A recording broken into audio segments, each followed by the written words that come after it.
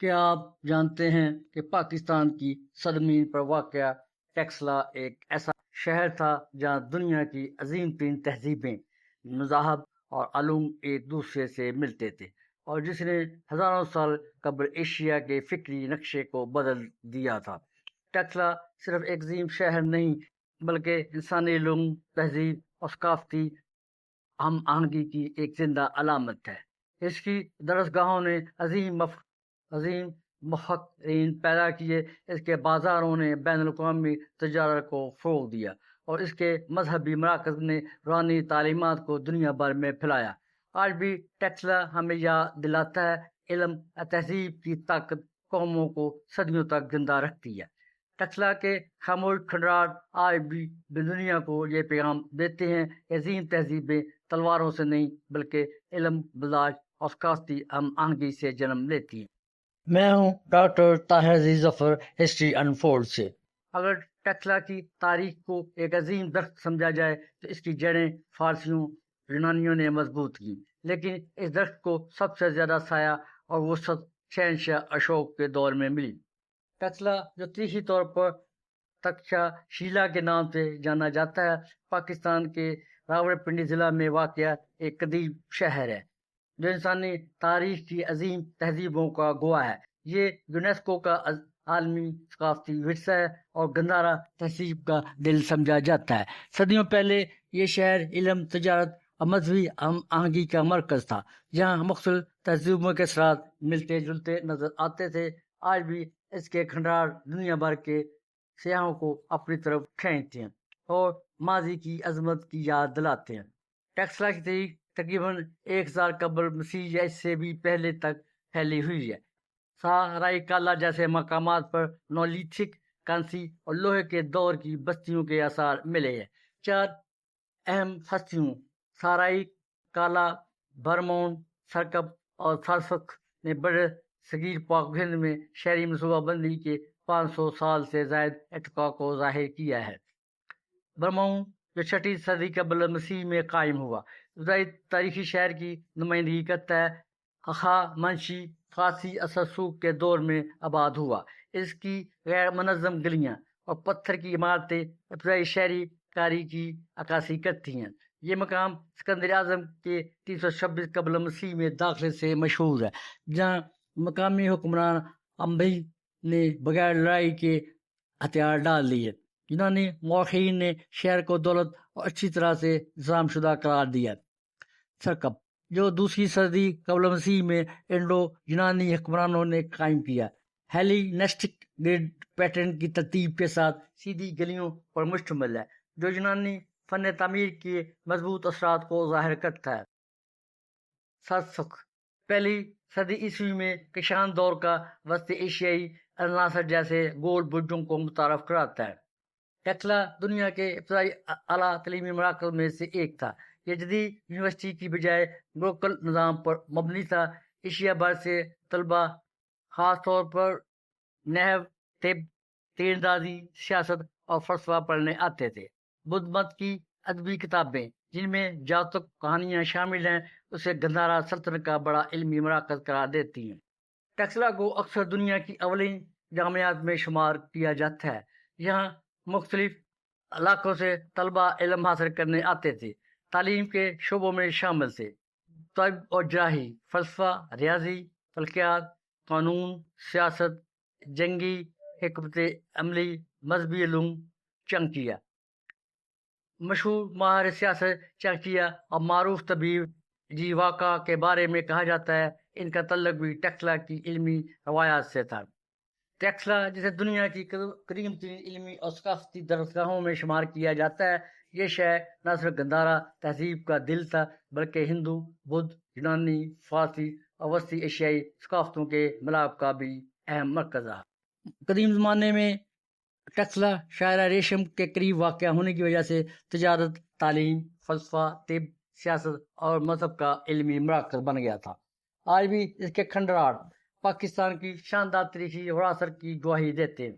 یہاں پہلے چینی سیاح، فاکسیان اور ہوان جیسے علماء اور سانگ زائرین آئے۔ موریہ سلطنت کے بادشاہ اشوک کے دور میں یہ بدھ مذہب کا اہم مرکز بن گیا۔ شہر نے سلک روڈ کے ذریعے بدھ مت کے پھیلاؤ میں کلیدی کردار ادا کیا۔ ٹیکسلا کی قدیم دور میں سب سے بڑی شراکت گندھارا تہذیب ہے، جو ہندوستانی، یونانی، فارسی اور وسطی ایشیائی اثرات کا انوکھا امتزاج تھا۔ سکندر کی فتوحات کے بعد ہیلینسٹک فن نے بدھ مت کے موضوعات کے ساتھ مل کر پہلی بار بدھ کی انسانی شکل کی عکاسی کی، جو بدھ فن میں ایک انقلابی پیش رفت تھی۔ اس نے وسطی ایشیا اور چین تک اثر کیا۔ اہم مقامات میں دھرمراج کا اسٹوپا اشوک نے بنایا بدھ کی باقیات رکھنے کے لیے۔ جولیا اور موہرا مرادو خانقاہیں اور ڈڈیال مندر شامل ہیں۔ سر جان مارشل کی کھدائی سے ملنے والے سونے کے زیورات، سکے، مجسمے اور نواردات ٹیکسلا میوزیم میں محفوظ ہیں۔ شہر 3 اہم تجارتی راستوں کے سنگم پر واقع ہونے کی وجہ سے بڑا تجارتی مرکز تھا، جو مشرقی ہند، مغربی ایشیا، کشمیر اور وسطی ایشیا کو جوڑتا تھا۔ یہ معاشی خوشحالی اور ثقافتی تبادلے کا ذریعہ رہا، جب تک 5ویں صدی عیسوی میں ہن حملہ آوروں نے اسے تباہ نہیں کر دیا۔ 19ویں صدی میں الیگزینڈر اور 20ویں صدی کے اوائل میں سر جان مارشل کی کھدائیوں نے سوپا، خانقاہیں، مندر اور شہری باقیات کو سامنے لائے، جو فارسی، یونانی، موریہ، انڈو یونانی، پارتھین، کشان اور بعد کے ادوار کی عکاسی کرتی ہیں۔ 1980 میں یونیسکو نے ٹیکسلا کو عالمی ثقافتی ورثہ قرار دیا، کیونکہ یہ شہری ارتقاء اور تعلیمی ہم آہنگی کی مثال ہے۔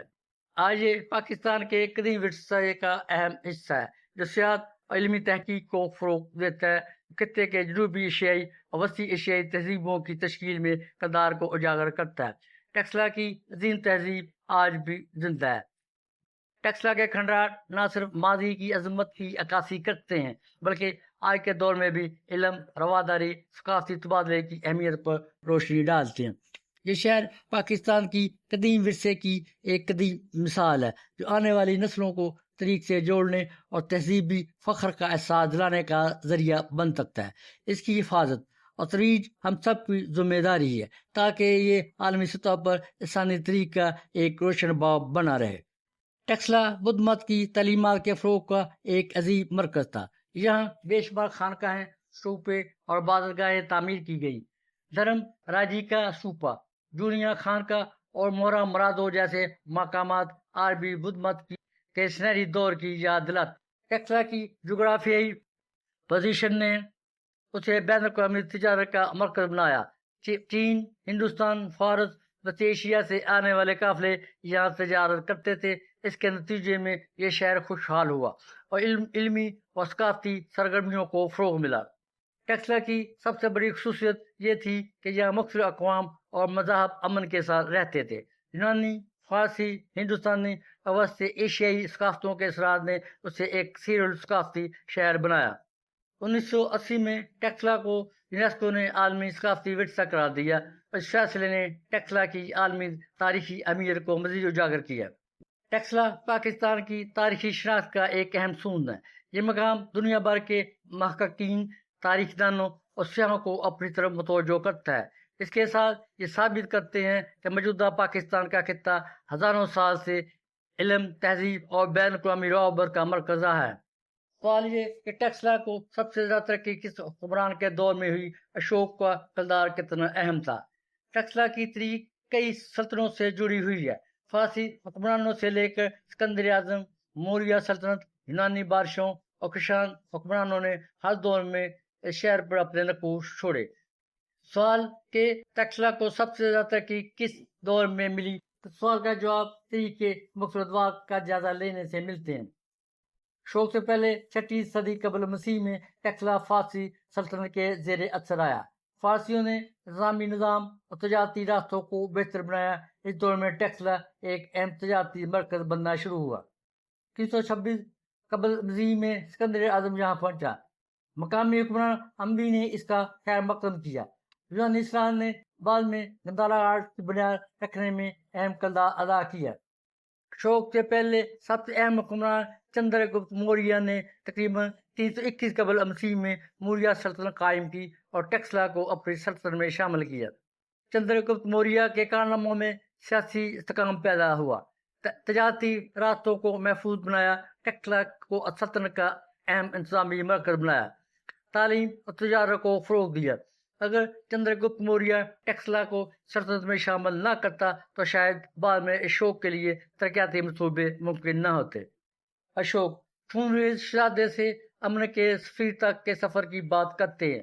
اشوک کے بارے میں بعض تاریخی روایات بتاتی ہیں کہ اقتدار حاصل کرنے کے لیے اس نے سخت اقدامات کیے۔ کچھ روایت میں چنڈ اشوک یعنی ظالم اشوک بھی کہا گیا۔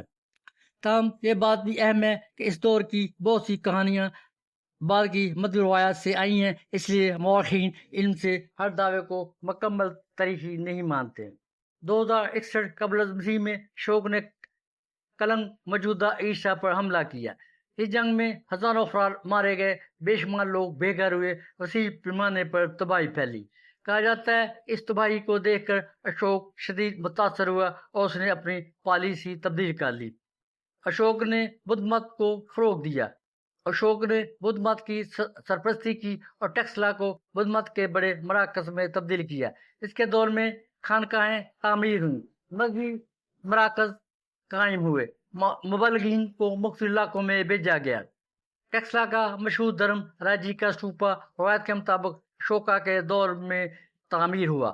یہ بدھ مت کے اہم ترین مذہبی مراکز میں شمار ہوتا ہے اور دور دراز سے زائرین یہاں آتے تھے۔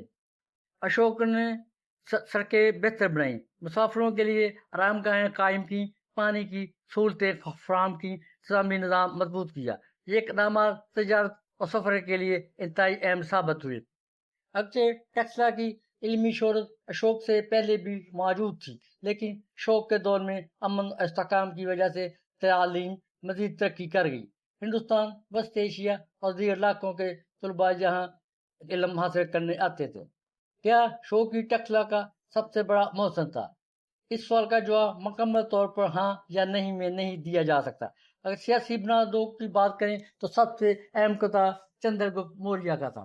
اگر مذہبی اور ثقافتی ترقی کی بات کریں سب سے نمایاں کردار اشوک کا نظر آتا ہے، اور اگر فن اور گندھارا تہذیب کی بات کریں تو بعد کے کشان حکمران کا کردار بھی بے حد اہم تھا۔ بہت سے مورخین کے مطابق ٹیکسلا کے دو سنہری ادوار تھے۔ پہلا سنہری دور اشوک اور موریہ سلطنت کا دور، سیاسی استحکام، مذہبی سرگرمیاں، تجارتی ترقی۔ دوسرا سنہری دور کشان بادشاہ کا دور، گندھارا آرٹ کا عروج، بدھ مت کی عالمی اشاعت، ثقافتی ترقی۔ ٹیکسلا کی عظمت کسی ایک بادشاہ کی مرہون منت نہیں تھی، بلکہ مختلف سلطنتوں نے مل کر اس شہر کو تاریخ کے افق پر روشن کیا۔ اگر کسی ایک حکمران کا نام لیا جائے جس نے ٹیکسلا کو روحانی، مذہبی اور ثقافتی مرکز بنانے میں سب سے نمایاں کردار ادا کیا تو وہ اشوک تھا۔ اس کی زندگی اس بات کی مثال ہے کہ ایک فاتح بادشاہ بھی جنگ اور خونریزی کے بعد امن، تعلیم اور انسانیت کا علمبردار ہو سکتا ہے۔ ٹیکسلا کے کھنڈرات اس بات کی گواہی دیتے ہیں کہ اشوک کی اصل طاقت اس کی تلوار نہیں بلکہ وہ نظریہ تھا جس نے جنگ جیتنے والے بادشاہ کو دل جیتنے والا حکمران بنایا۔ ٹیکسلا کی عظمت کسی ایک بادشاہ کی مرہون منت نہیں تھی، بلکہ مختلف سلطنتوں نے مل کر اس شہر کو تاریخ کے افق پر روشن کیا۔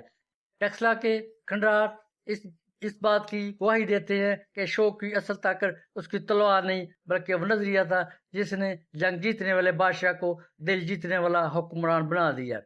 ٹیکسلا صرف ایک قدیم شہر نہیں بلکہ انسانی علم، تہذیب اور ثقافتی ہم آہنگی کی ایک زندہ علامت ہے۔ اس کی درسگاہوں نے عظیم مفکرین پیدا کیے، اس کے بازاروں نے بین الاقوامی تجارت کو فروغ دیا، اس کے مذہبی مراکز نے روحانی تعلیمات کو دنیا بھر میں پھیلایا۔ آج بھی ٹیکسلا ہمیں یاد دلاتا ہے کہ علم اور تہذیب کی طاقت قوموں کو صدیوں تک زندہ رکھتی ہے۔ ٹیکسلا کے خاموش کھنڈرات آج بھی دنیا کو یہ پیغام دیتے ہیں کہ عظیم تہذیبیں تلواروں سے نہیں بلکہ علمی برداشت اور ثقافتی ہم آہنگی سے جنم لیتی ہیں۔